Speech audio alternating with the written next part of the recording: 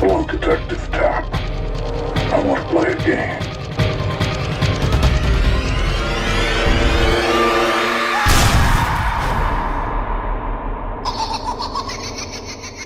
Yes, a Saw video game. I remember seeing this thing in GameStop years ago. I've been wanting to play it ever since. Finally got a chance to. It was announced before Saw 3 came out with hopes to have it released alongside Saw 4.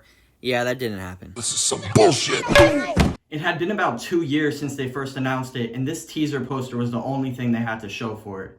And it is pretty cool, so... Saw creators and horror legends Leigh Whannell and James Wan were brought in to write the story and make new traps. Leigh Whannell also played Adam in the first movie, and they did my boy dirty. Eventually, Konami stepped in to help finally get this game finished, and they redesigned it to play more like their Silent Hill games. The game finally came out on October 6, 2009, just weeks before Saw 6 came out, and even included a special teaser trailer.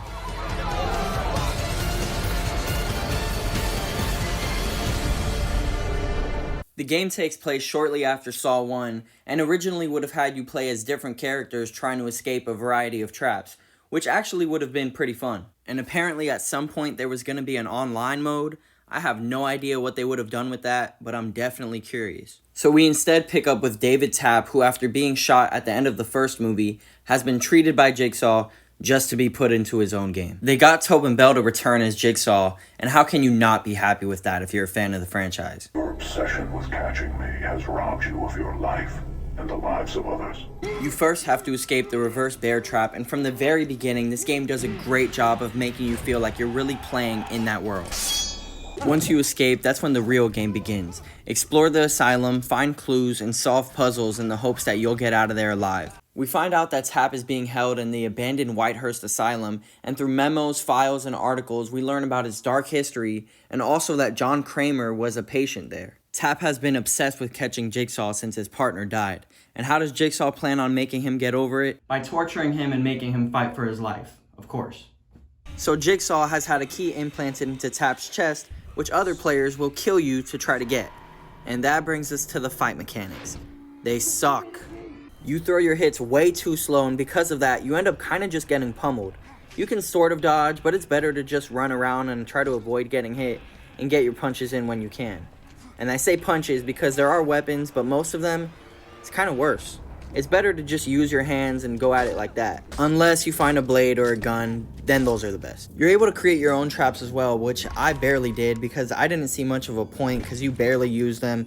And you're also able to reset old traps that you find along the game to kill enemies because, I mean, you're pretty much a murderer at this point. One of the traps you're able to reset is the shotgun tripwire, and I gotta admit, I forgot about this thing way too many times, and then I gotta deal with this damn clown sitting laughing at me.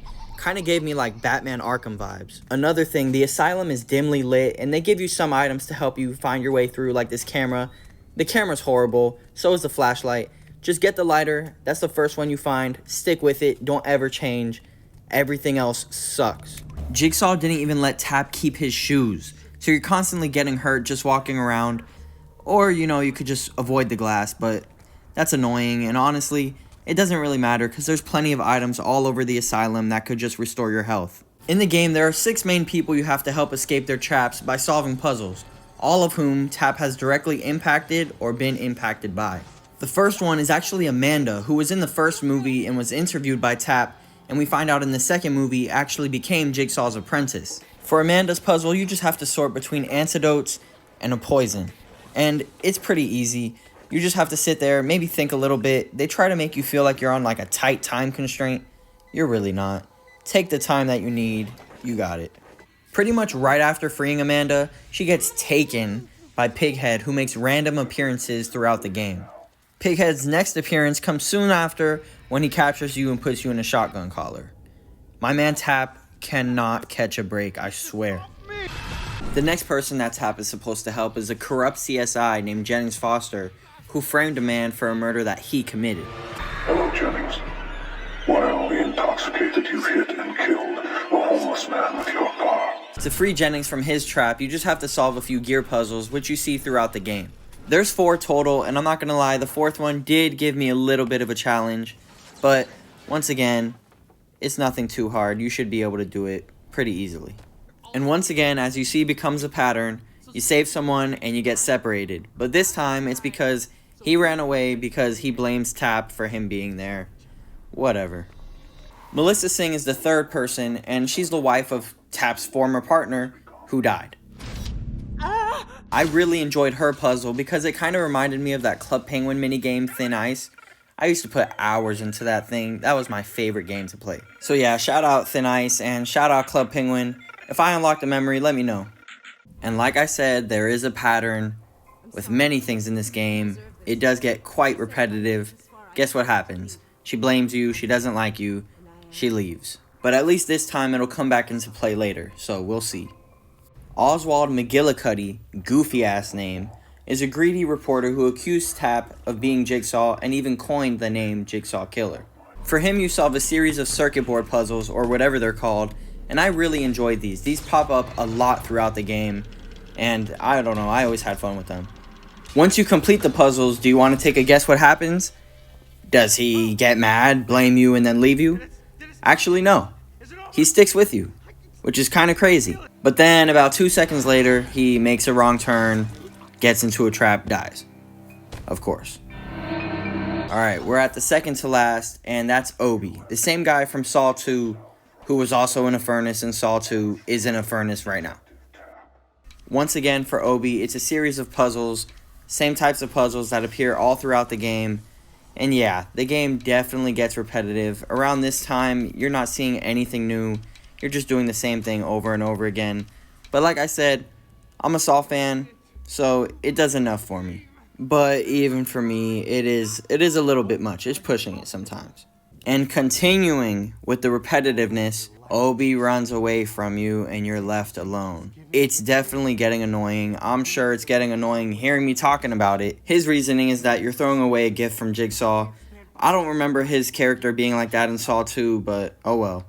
Last is Jeff, the guy that Tap and Sing rescued in the first movie. Didn't learn his lesson, so now Jigsaw brought him back. And on the way to rescuing Jeff, it actually gets a little fun again. You get to throw bricks at pigs and then grind them up when they fall. Okay, yeah, that's fun, I guess. And then there was this bit of voice acting, which just super over the top. I thought it was really funny. For Jeff's trap, they finally switch it up a little bit. It's a matching game, except it's not exactly a match, it's more corresponding images. Also, right after you free him, Tap asks the dumbest question I've ever heard. That looked painful. Are you bleeding? What do you care? Like, you literally just watched bro get stabbed, and he's standing in a pool of blood. But I guess he isn't doing too bad because, you know, he kind of just walks away from you like everyone else. Now that the last of the main victims is free, you're finally able to pursue Jigsaw. Just kidding, no you're not. Because now you have to take out Pighead, who is straight up killing people and trying to sabotage your game, which you find out by Jigsaw telling you. You never actually see him try to sabotage you unless maybe the shotgun collar, but kind of seemed like it was part of the plan, but whatever. Pighead is really the only main boss fight in the game, and like the other fights, it's kind of disappointing. You just have to run away from him and then lock him in a cage, flip a switch, electrocute him, you're done. They also don't ever reveal Pighead's identity. I thought that maybe they would make it so that it was Hoffman somehow, but I'm just going to go ahead and assume it's this guy. After retrieving a key from Pighead's lifeless corpse, you enter a library and you find Jigsaw, where he presents Tap with an ultimatum. Freedom in one door and truth in the other. Each door having its own ending to the game. You can save everyone who is left in this asylum. You can grant them their freedom. You can free yourself from your obsession if you only let go of the truth. Or you can continue to pursue the truth, giving into your obsession and throwing all your lives away. When truth is chosen, you chase down Jigsaw in his signature cloak and beat the hell out of him, only to find out it's actually Melissa, who has been put in charge of keeping Tap's game on track and had her mouth sewn shut so she couldn't say anything to you. Jigsaw had kidnapped her son, so this was the task she had to complete in order to see him again. But that is not going to happen because she runs away from you and walks right into a trap and gets killed. Once again, because of Tap's obsession, Jigsaw has gotten away, and this finally breaks him. We transition to Tap in an asylum where, in his mind, he's still in one of Jigsaw's traps. When Tap goes through the door marked Freedom, you escape and free everyone else from the asylum off screen. That kind of pissed me off, but whatever. You instead cut right to Tap in his home, where you see he has still not gotten over his obsession. His house is a mess. There's articles all over the wall, some pointing out that he's a hero, some pointing out that Jigsaw's still on the run. And as you can see by Tap throwing his little tantrum, he sees it as a failure regardless of how many lives he saved, and he decides to end his own life. But I'm not going to show that because I don't want to get in trouble with YouTube or anything. The game was met with mixed reviews when it first came out, and pretty much everyone agreed the fight mechanics were bad. So it wasn't just that I sucked, because I was kind of thinking that for a minute. But despite all of the game's obvious flaws, as a big Saw fan, I really enjoyed it. I think the Silent Hill or Evil Within type of gameplay, which I'm more familiar with Evil Within, really works for a game from this franchise. The game was actually pretty long, or at least longer than I expected. Usually games like this that are based off a movie or whatever are made with minimal effort and pretty short, but you could really feel the care and hard work that went into this one, so I really appreciate it. I had a lot of fun with the puzzles, but for a while I was getting worried that the game might be too easy, but it does challenge you enough to keep you engaged, even if it does start to get a little repetitive towards the end of the game. With so many Easter eggs like famous traps or references to characters like Hoffman or Pam Jenkins, it really feels like a love letter to the fans of the franchise, and for them, I'd say this is a must play. The only issue that I could point out for fans is that the Saw theme, Hello Zep, is not in the game at all. If you're someone that's just looking for a new game to play and you don't really care about the Saw franchise, you can probably do better, but you could do a lot worse too. And who knows, maybe if you play it, it'll make you want to check out the films and maybe you'll become a fan.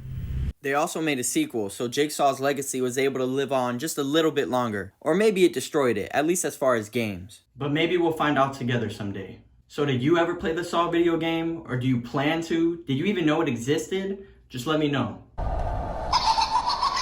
It's October now, so I'm going to have a whole bunch of horror and Halloween themed videos throughout the whole month. So if that's something you're interested in, stay tuned. I'll be talking about movies, video games, maybe comics. Just stay tuned. I'm still working on it. This is only like my 5th video, so I hope you'll stick with me. Thank you. Also, I almost forgot to say it, but look out for my shorts too. I post about 3 a week, and usually it's not something I'm going to talk about in a full video, so don't miss it.